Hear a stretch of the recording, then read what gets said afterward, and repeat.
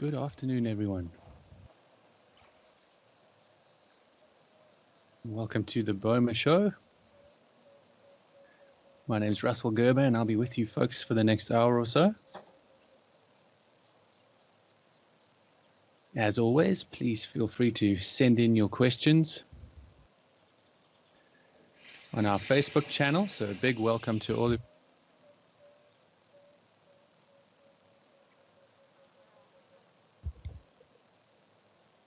of you on our Facebook channel and, of course, on YouTube. And to the folks on the African Premium channel, thanks again, as always, for joining us. So we'll be going through the different cameras as always, folks, seeing who's around and chatting about the environment and the animals. And we've got a couple of videos lined up for you as well that we'll go over a little later on in the show.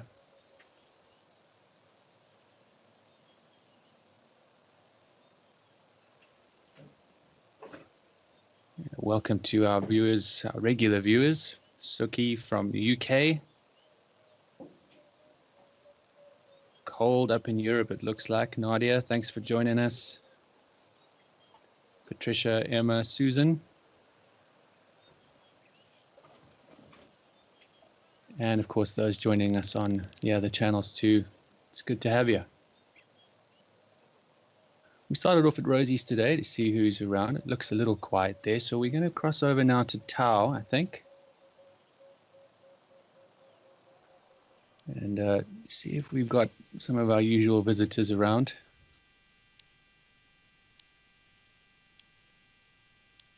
Here you can see these beautiful young blue wildebeest calves laying down in the little wildebeest nursery there. And of course the ever-present impala in the background.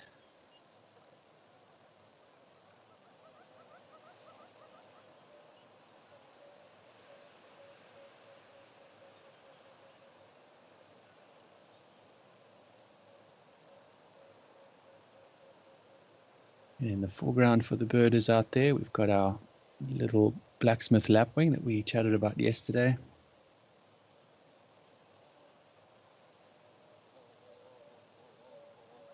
We'll have a little pan around a Tao and see who else is here.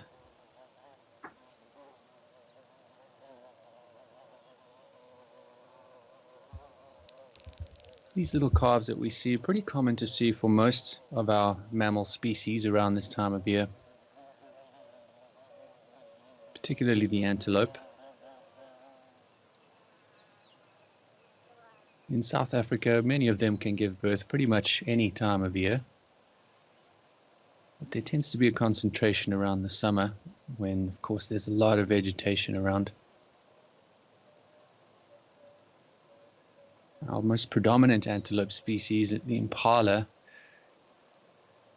they tend to give birth and drop their babies normally around November, December. So they're much more regimented in their birthing season. We often get questions about the predators themselves and whether they have seasonal reproduction. But they can also be born any time of the year. But in many instances, we tend to get an upturn again of births around the summer season.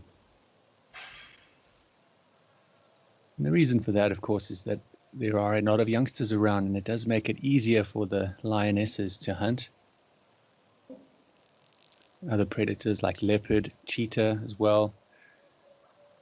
Obviously, it takes a lot of energy to nurse and bring up a young cub. So when there's easy prey around, it does make things a little easier for mom.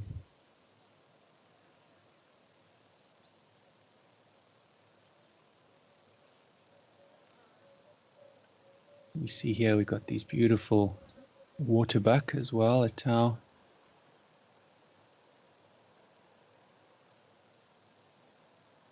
Easy to identify with that big white ring on the bum. And here, a little imposter amongst the impala rams. We've got a springbok as well. You can see the one with the whiter belly and the more prominent dark brown or almost black stripe down the side of its body. And for those who don't know, of course, it's the national animal of South Africa.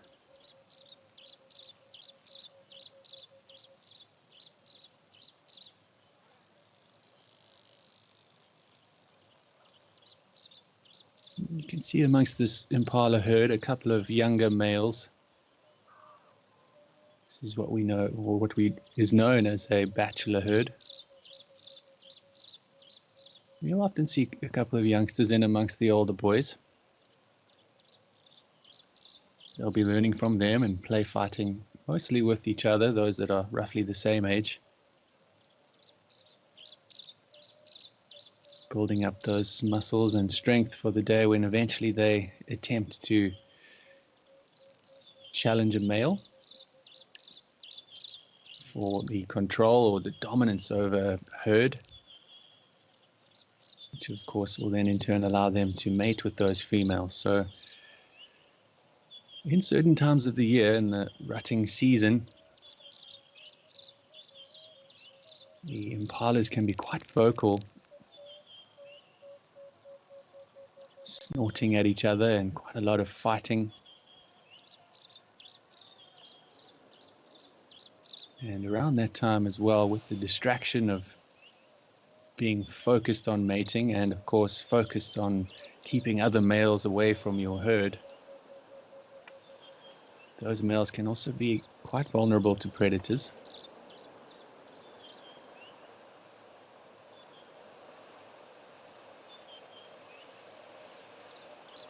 And even on rare occasions can actually get locked up in each other's horns. So while most fights don't tend to end in major injury or even death, it can happen that they do have accidents.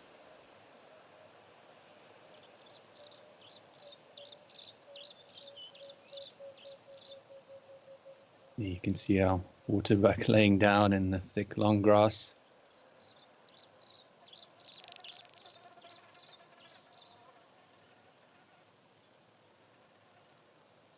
It's great to see all these different species around a tau. I think we'll cross over to Tembe. We've got a couple of our usual visitors there as well. It's nice to have the cameras back up again at Tembe. Yesterday we chatted about the beehive that formed over our satellite at the waterhole itself. So we lost signal from there for a day or two. But we're back live now at the wonderful Tembe. You can see here we've got a lovely big bull elephant. Chap this size would weigh anywhere around 5 to 5.5 tons.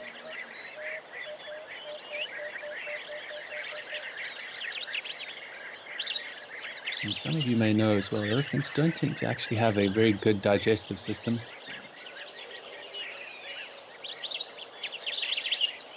They pretty much have to continuously feed for most of the day, sometimes up to 20 hours a day, if there's not particularly nutritious food available for them. But once again, now in the summer, they don't have to spend quite as much time doing that with new shoots and new leaves, quite a few fruits around.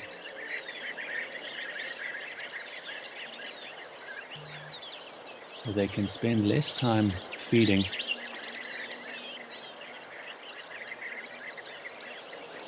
What you do tend to see, since it's so hot now, of course, in the summer, is that they will often spend more time drinking.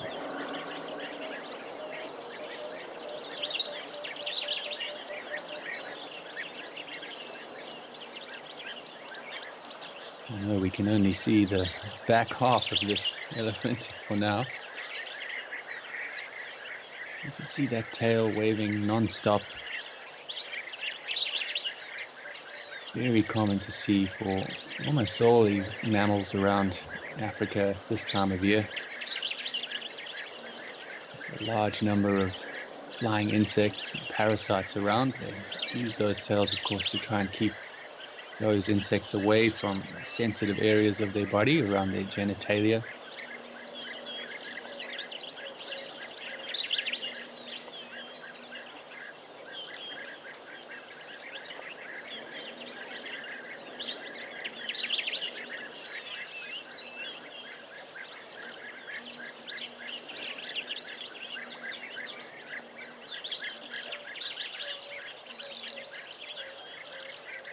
And for those of you joining us for the first time, just a reminder that we have changed things up a little for our shows. We'll be running 2 live shows a day, every day from Monday to Friday. Myself hosting the Boma show from 2:30 to 3:30. And then the incredible Phil Stephanie hosting the show from 4:30 to 5:30 on the Hide every day, Monday to Friday.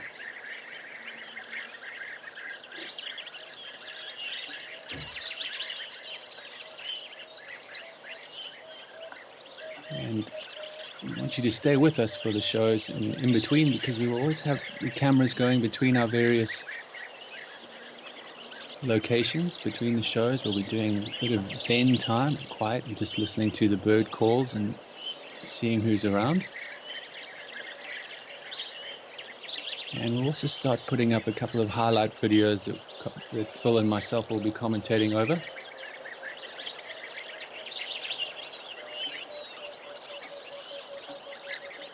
And if the camera's running 24 hours a day, of course, we get some incredible sightings by the waterholes across our various locations.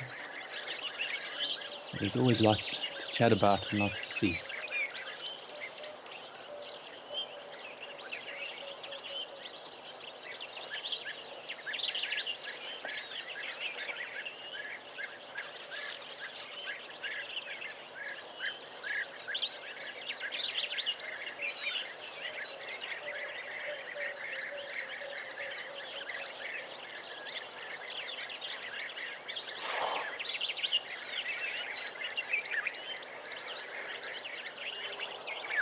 Well, while this chap stays buried in the bushes, and we'll wait for him to come out and give us a better view in a little while, we'll cross over to Olifants and see who's there.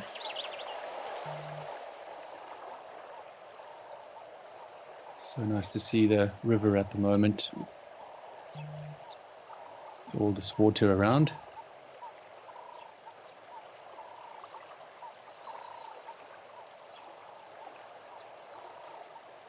Got that classic Cape Turtle Dove call in the background.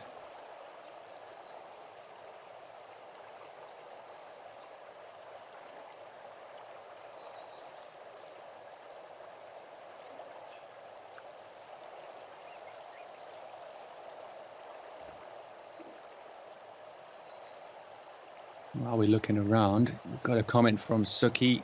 Impala's the McDonald's of the bush, with the M on the behind. Yeah, Suki, it's a pretty common joke out here that everything tends to eat impala in terms of our big predators.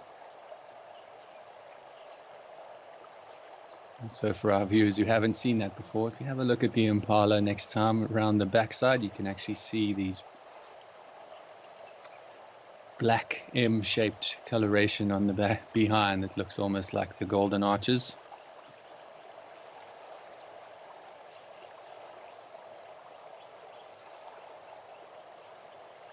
So thanks for that comment, Suki.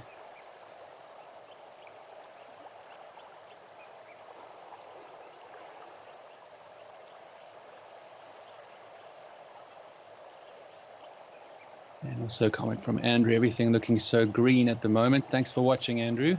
Good to have you. Yeah, everything looks amazing at the moment. It's actually a very underrated time of the year to go to the bush. There's quite a lot of seasonality with travel. When things are back to normal, we do tend to have most of our visitors to the bush around the winter season and then the shoulder season around that. And some people are put off by the heat. It can be very, very hot in the middle of the day, of course, in summer. But one of the great benefits of going in the summer, excuse me, is of course this incredible greenery that's around. A lot of the young animals are present, and you tend to get great viewing of young individuals.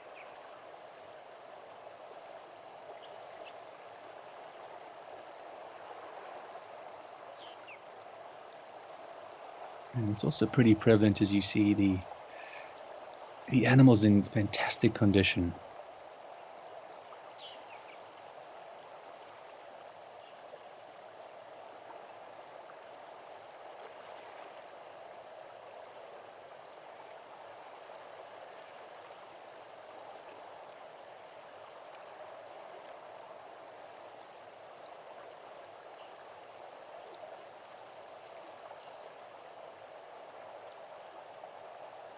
Another comment from David Atwood.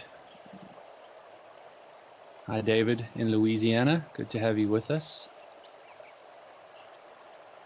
Saying that he's been out to Shushlui and loved it. So, David, and for the rest of you out there, Tembe is actually very close to Shushlui. It's an incredible part of South Africa and does get quite a lot of rainfall in the summer.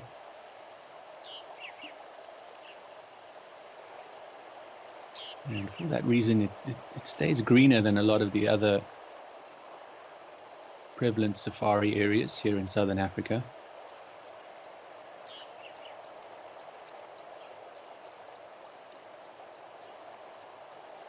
A much more tropical climate in that part of the country, so a very different spot to go to. And you also tend to get quite different environments with things like sand forest,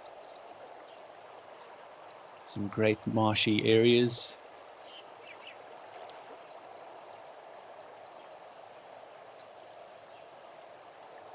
great broadleafed woodland areas, and even some good savanna areas too. So it's quite diverse, and because of that, you get a number of different species in those regions.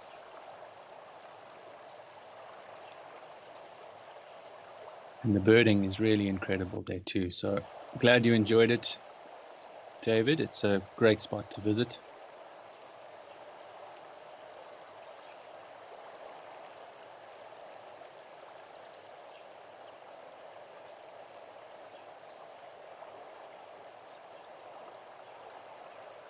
Well, I think we'll move away from the river. There's no one really around right now, so we'll cross over to Kwa.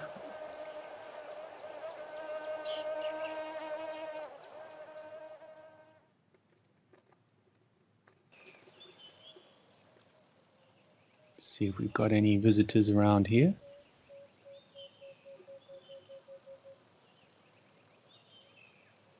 If you listen carefully now, you can actually hear the very soft call of a green or emerald spotted wood dove. It's a slowly descending call. And what has always helped me remember it was when I was learning to be a guide and trying to use certain things to allow you to remember all the hundreds of different calls of birds. It always reminded me of a tennis ball bouncing, and as it got slower, it bounced faster and faster and faster until it stopped. And the emerald wood dove is a very similar call to that.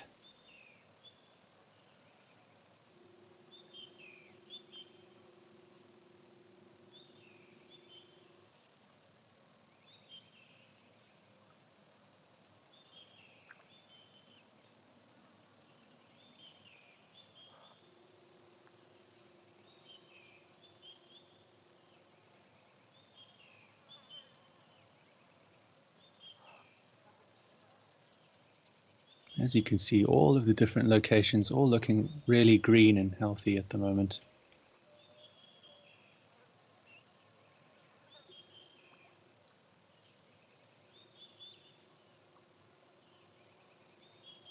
Doesn't look to be much around at Kwamaritani, so I think we'll go back to Tembe. I think our elephants have come out into the open.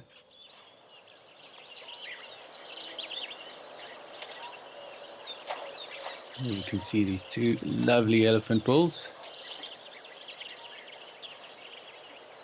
at the African spa, getting a mud bath, cooling down in the mud. You can see that smaller individual actually putting its trunk right by the mouth of the much bigger and older male.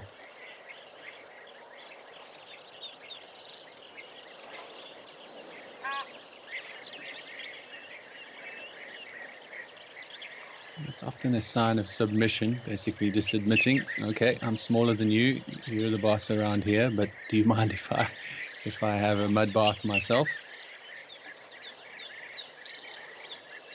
Look at this wonderful big bull rubbing his ears.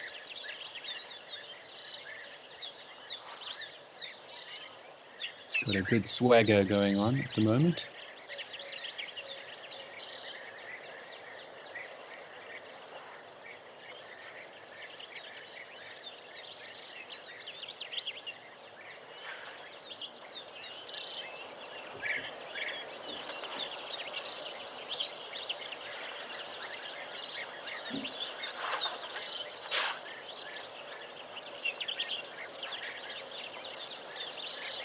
You can see when they look like they're moving so slowly, almost like slow motion.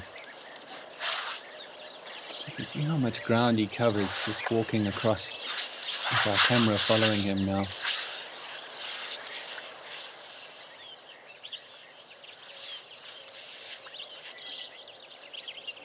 Even crossing his legs and the way he's behaving, he does look a little agitated.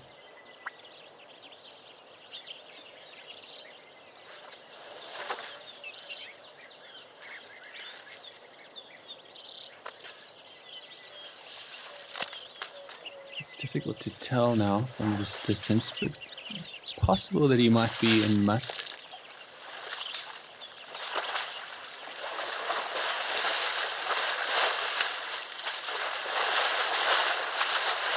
And must is a pretty common phenomenon in male elephants, and something that occurs naturally when they do come to the age where they can actually start breeding or become sexually mature.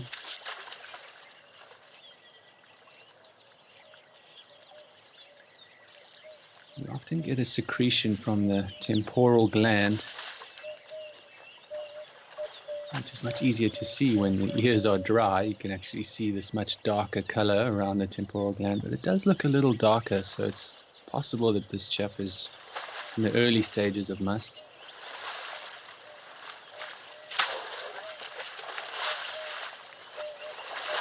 At that time, their hormone and testosterone levels will go way up.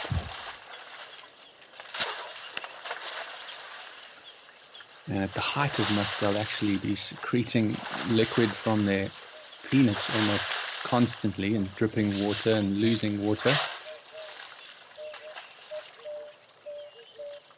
And it's a time when they need to, or they try to, mate with any available females that are in estrus and ready to mate.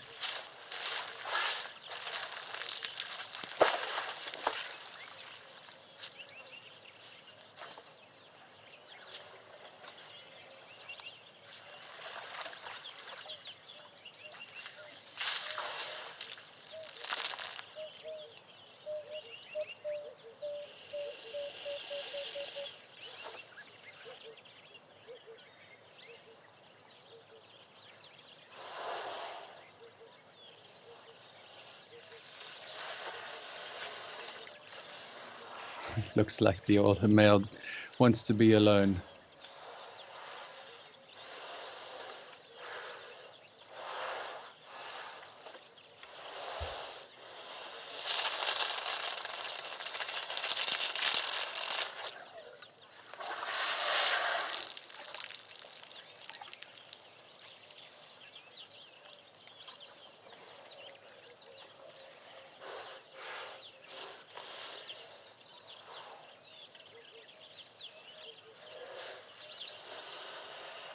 Definitely one of the animals that I can watch for hours, just looking at the behaviors and interaction between them, trying to figure out what's going on in their minds.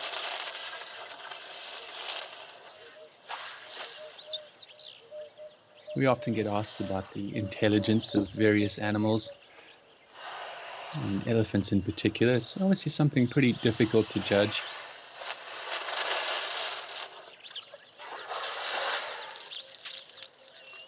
I think people tend to have quite a connection with elephants. They do often display behaviors that we can relate to. Situations where it looks like they will even mourn members of the herd that they've lost.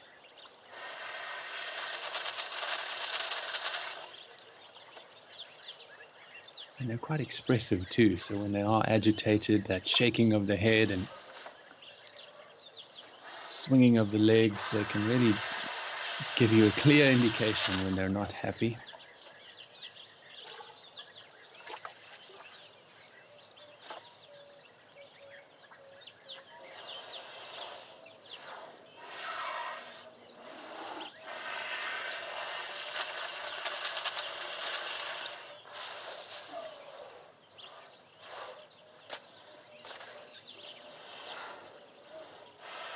And as always, you see the ears flapping away, keeping him cool.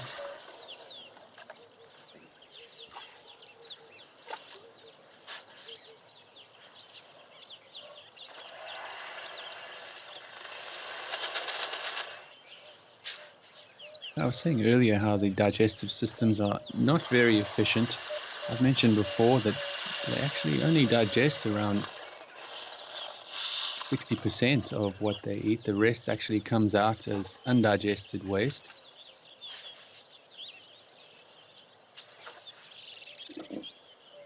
And you find that in the winter months, some of your omnivorous animals and even some herbivorous ones as well will actually go through elephant dung after it's been passed by the elephant. And that will normally take place in the drier months when there's not really much available for eating. But things like baboons will often find undigested fruit that the elephants can reach.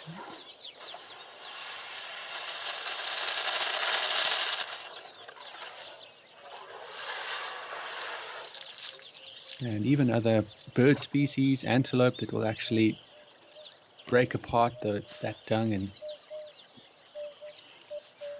actually eat part of it. So they play such an incredible role in the environments that they live in, elephants.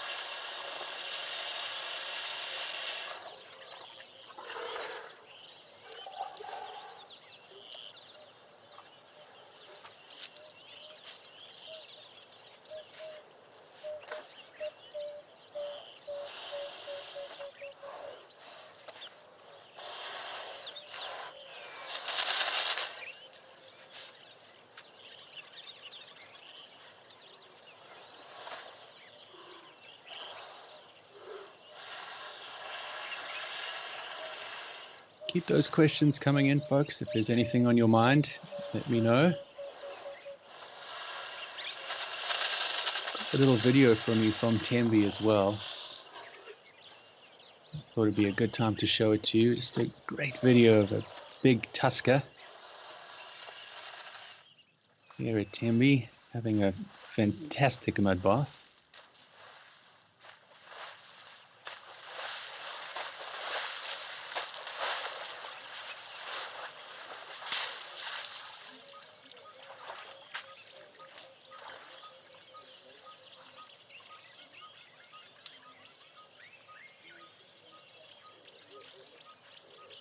You can see him kicking away all that mud and the water from that little puddle.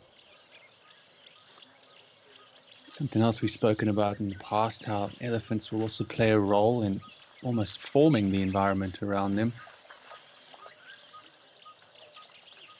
While kicking up that mud and increasing the size of those puddles, they'll actually slowly make them bigger and bigger to the point where they'll become their very own freestanding water.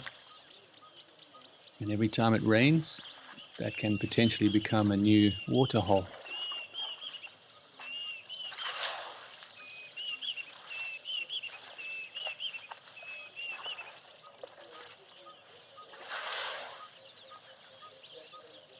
You can see this chap has got mud almost all over the top of his back and on his head, all over the front of his ears. Doing a thorough job of keeping himself nice and cool and helping to control parasites.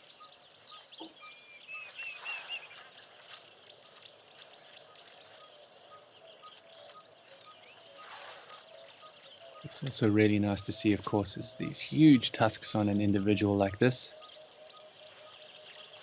In Tembe, we've got a number of these great big tuskers and those genes flowing through a number of the males in this region. And the reason for that is this area, along with Shishlui that we mentioned earlier, because of a few early pioneering conservationists who stopped trophy hunting in the area early on in the 70s, 1970s and 1980s. These glorious big tuskers were protected early on, and so those genes have continued to flow through the area.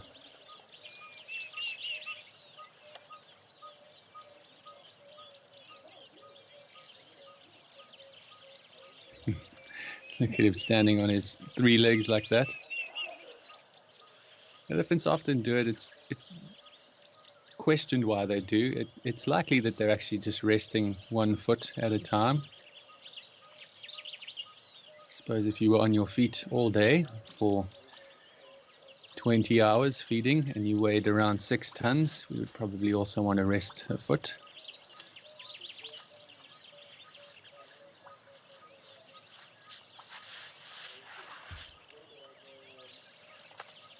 But a fabulous big bull, and we often see them coming down to Tembe, so it's always nice to see. We'll cross back live now, back to Tembe.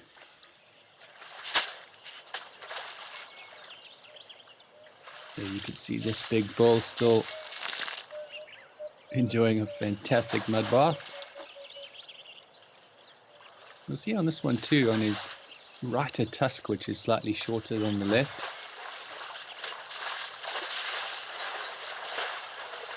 It's also fairly common in elephants that you'll see that. They tend to favor one side or one tusk over the other.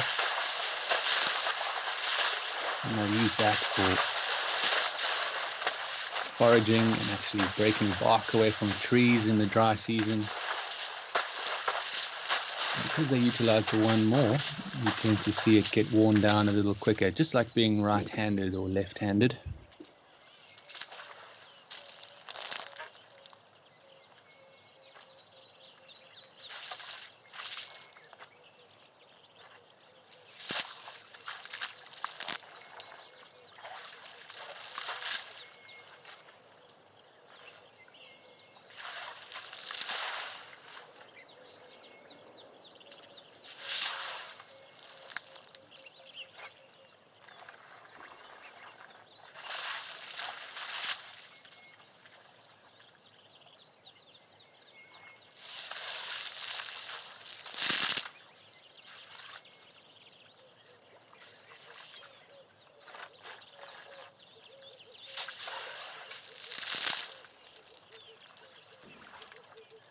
I think we'll leave this fellow for a moment.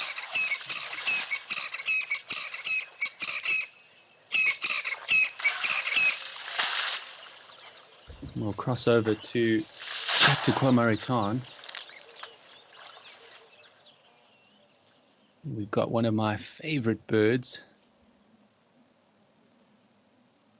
A gorgeous little woodland kingfisher.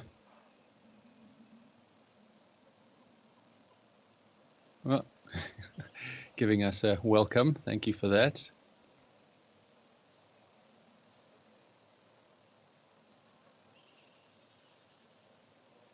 One of the reasons they're one of my favorites is that they are summer visitors to this region. So when you start to hear the great iconic call from the woodlands kingfisher. It's almost always a sign that summer's on the way.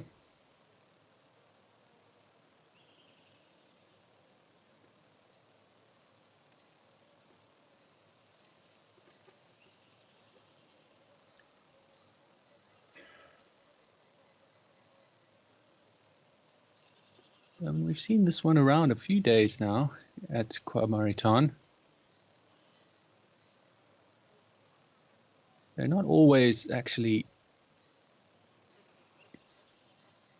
dependent on catching fish. There are certain species that do spend almost all their time around water and actually fishing. But this species is, as the name suggests, much more prevalent in woodland areas.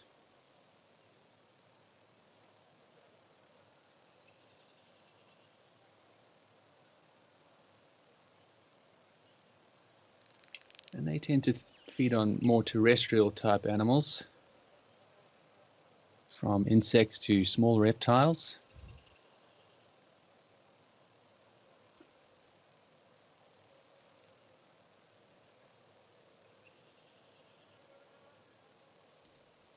But really an incredibly beautiful bird. And this is live, which is amazing to watch them just sitting still like this. Once again, one of the great benefits of being able to watch them from the cameras. Normally they will get disturbed when we're there in person and will often fly away.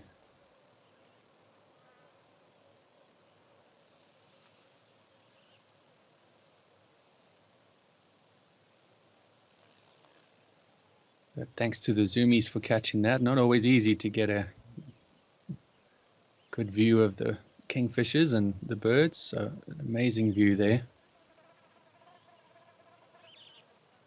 I think we'll head over to Tau. There's quite a few animals around there at the moment.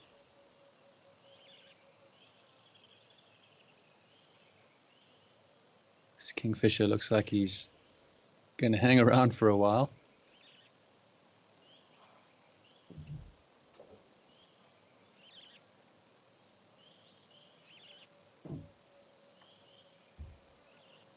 We just popped in quickly at Rosie's to see who's here. We've got our little Egyptian geese, of course.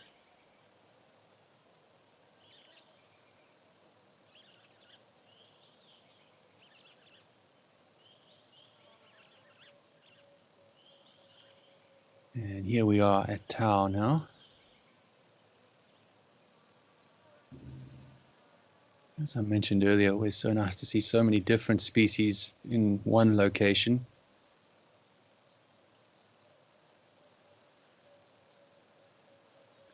We'll just pan out and have a look around and see who else is here.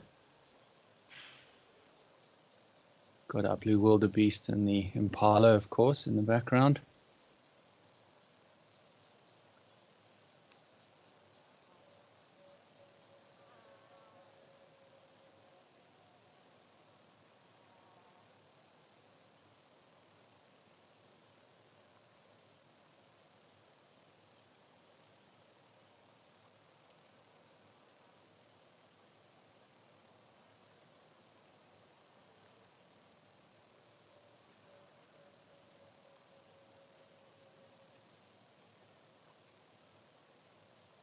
Well, we're having a look around. We've got a couple of questions on the Africam page that I wanted to go through for you folks.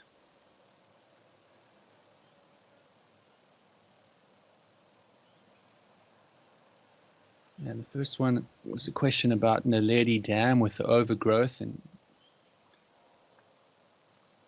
does it go away during the season or does someone clear it away? In truth, most of it actually will go away on its own. As we go out of the wet season like this, it will start to get more and more barren.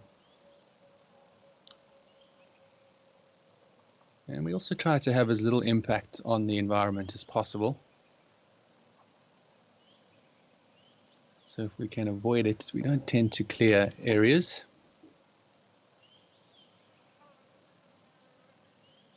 Got this lovely zebra and calf here walking in the cameras.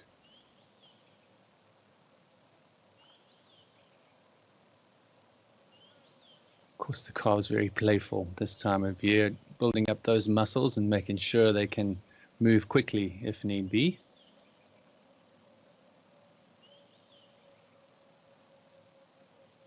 We got another question as well from Clint, it looks like. A 2-year-old asking if he has a name. I'm sure we're talking about that elephant we were watching. We tend not to give the animals names, Clint.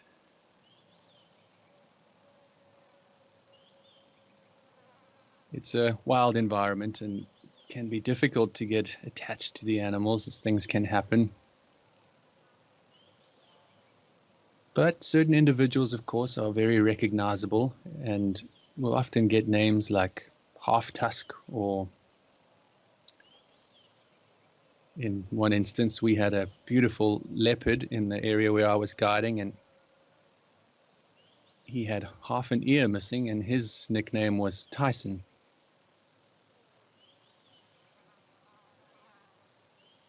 And if anyone can remember why that is a good reference for a name, you can let us know in the comments.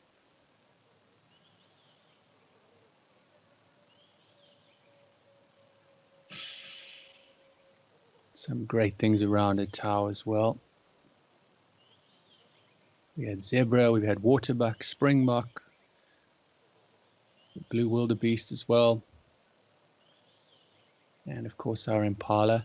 We'll keep an eye out for the crocodile that we do see in this little water hole from time to time.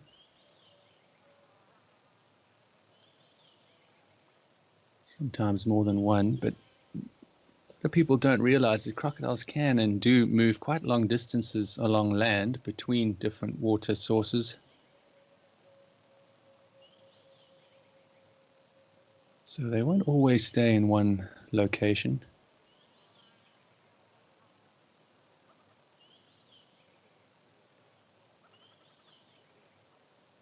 And you can see all the animals here looking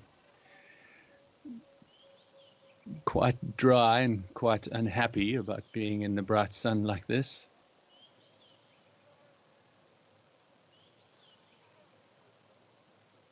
Ears down and everyone looking quite relaxed.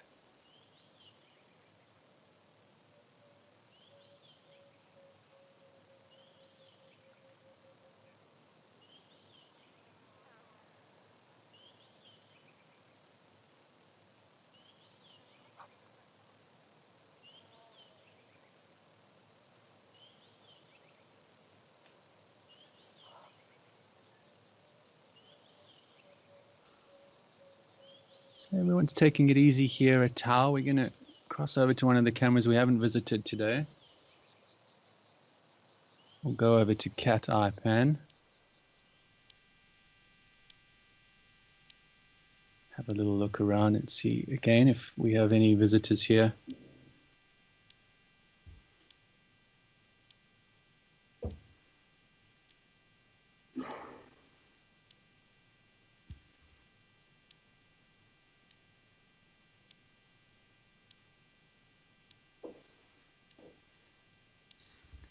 In the meantime, while we're looking for anyone, we will just cross over to a quick video I wanted to show you folks as well. This one taken at Olifants River. And again, just another example of the abundance of life in the summer. Got a beautiful female waterbuck with her calf here.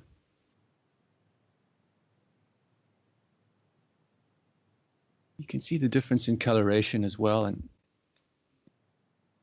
as the calf gets older, that white ring on the bum will get more and more prominent. And their coloration, as you can tell, will turn from that light brown rust color to this grayish color. As they get older, the fur gets quite thick and shaggy. They also secrete an oil into the skin that helps to keep them really quite waterproof in many ways. It helps to keep the fur in good condition when they do go through the water. They'll tend to only do that if they are being chased, and they'll use the water as a safe refuge to escape any predators.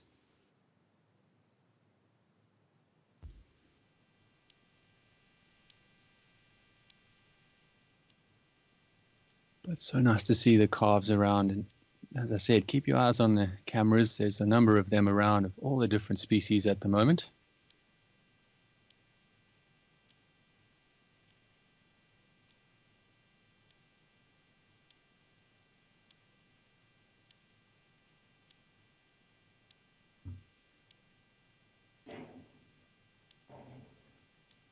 And I see a couple of you got our little bit of trivia there. Why did we call that leopard Tyson? That's right. It was from a boxing match between Mike Tyson and Evander Holyfield.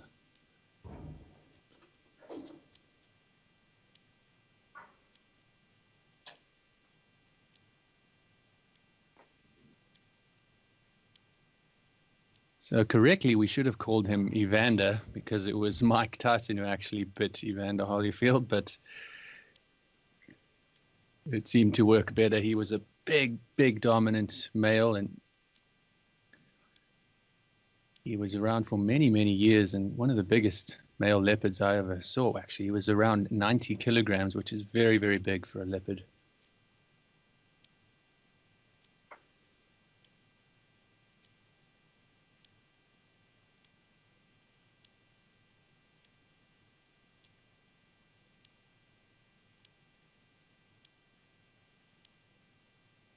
But there doesn't seem to be much around at Cat Eye for now.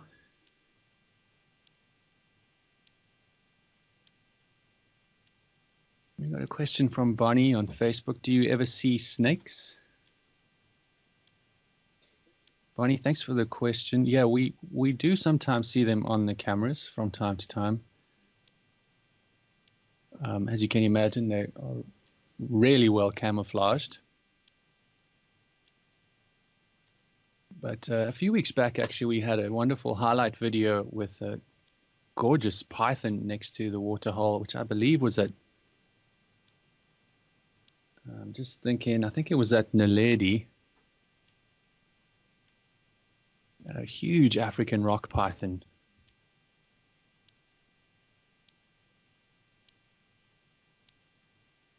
So yeah, from time to time we do see them on the cameras. But out in the bush, if you do happen to go on safari or spend any time out there, yeah, it's likely in the summer that you will see one, or at least signs of them.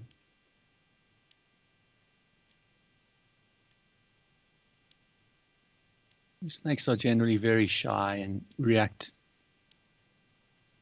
quite quickly to any noises or disturbances, and will actually generally move away from humans. So it's only from time to time that we do get encounters with them, generally when you're out on walks, or occasionally even at the lodges. They will find a space that's comfortable for them, and sometimes we have to remove those snakes. Once again, we always try to do it in a humane way. We'll actually catch them and then move them into a different area. I'm a big fan of snakes, so it's always nice to see them when you are lucky enough to do so. And we do have a number of venomous snakes in Africa too, so catching them, you do have to be quite careful. But we do quite a lot of training with that, with handling snakes, and we have various tools that we actually use to catch them.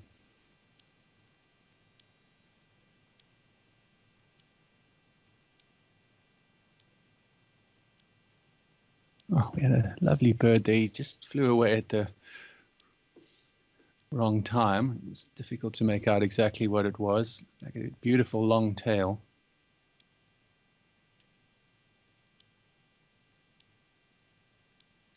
Potentially a paradise flycatcher, but I missed it, so we'll see if maybe we get lucky if it comes down again.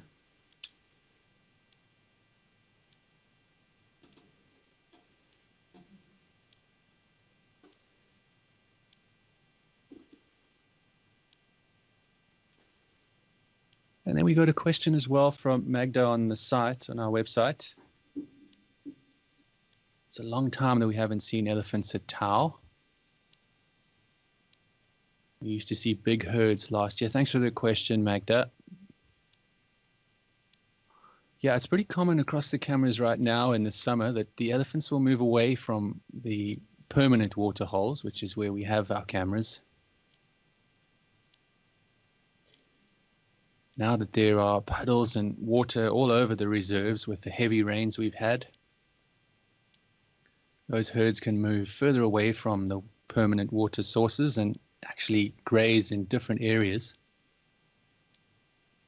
And we chatted about it yesterday, that helps to have the vegetation around the water holes actually recover as well. So that seasonality is quite important. And as we get into the drier months and those water sources out in the savanna and woodland areas start to dry up, those big herds of elephants will tend to make their way back to these permanent water sources again. So they'll be back.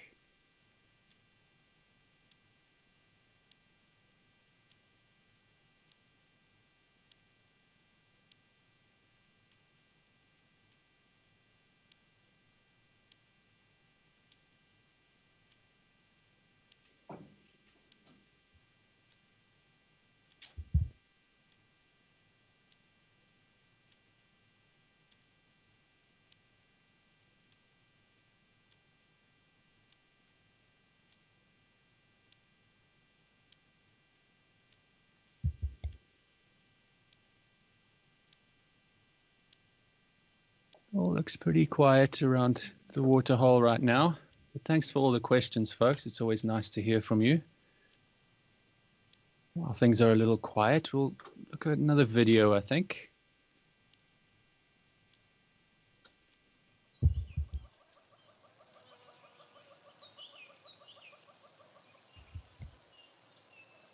We've got a beautiful view of a lovely wire-tailed swallow here. And you can see why they have that name. You can see those long, thin tail feathers that look almost like wires.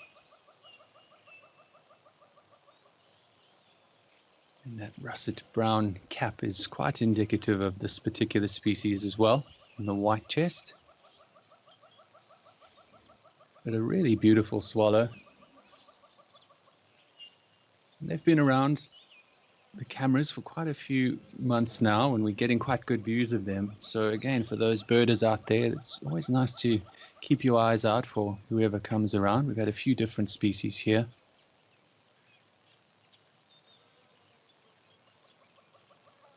Again, we saw the storks doing the same thing yesterday with the mouth open like that. It's often a way for birds to thermoregulate. Reptiles will do the same thing.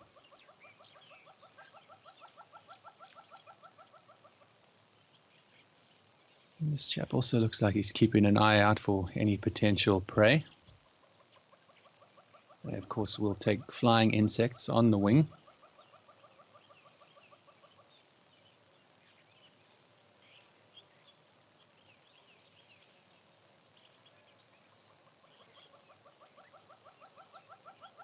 But just another beautiful shot of our incredible bird species here in South Africa.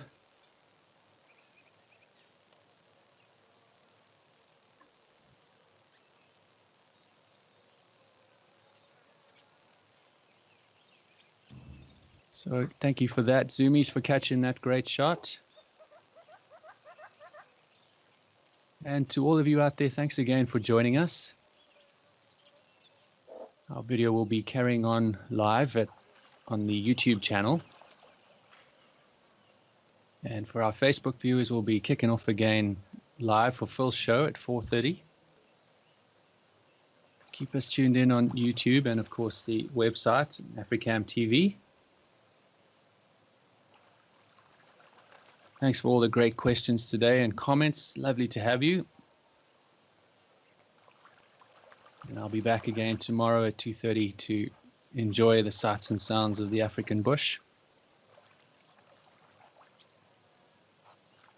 So please stick around for full show at 4:30, and we'll see you all then.